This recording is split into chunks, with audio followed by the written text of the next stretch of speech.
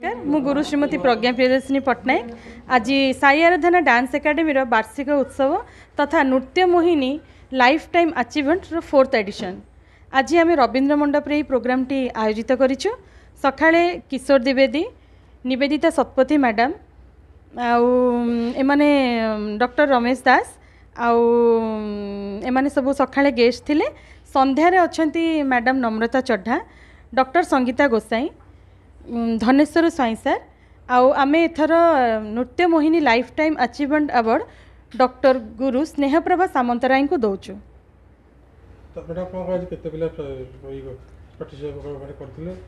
आज 80 पाखापाखि पिला एठी पार्टिसिपेट करिसेंती। संध्यारे गुरु विश्वजित दास को नृत्य, मेघांबरी आ महेश्वरी द्वैत नृत्य, नक्षत्र गुरुकुल गोटीपुओ नृत्य रही अछि। दिन सारा क्लासिकल, सेमी क्लासिकल और फोक नृत्य थिला, जहाँद्वारा कि कुनी कुनी पिलाठू आरंभ करिकी बाहर ओडिशा बाहर पिला माने मध्य आसिकी प्रोग्राम करिसेंती। एटा मु 2019 रे फेस्टिवल टी आरंभ करिछि। कोरोना पई मझिरे 2 वर्ष बंद थिला। एटा आज 4th एडिशन।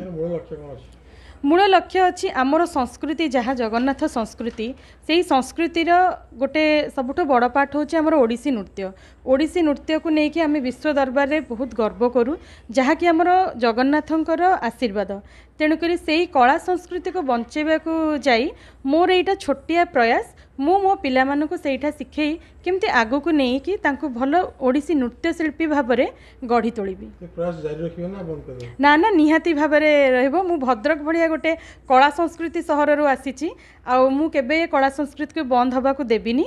एटा मोर मु जते पर्यंत ए धरा पृष्ठ रे थिबी मोर हाथ गोड़ चालुथिबो मु निहाती भाबरे एटा को आगे नै कि जिबी। एतरे आकृष्ट कोन पे आसला मोर बोधे मुझे तो 4 वर्ष रही मुझे मोर नाच प्रति बहुत वीकनेस थिला। तो सेठी मु भद्रक रे गुरु श्रीमती मुक्तिलता पाल आ गुरुश्री स्वर्गत परशुराम सेठी पाखु नाच आरंभ करी।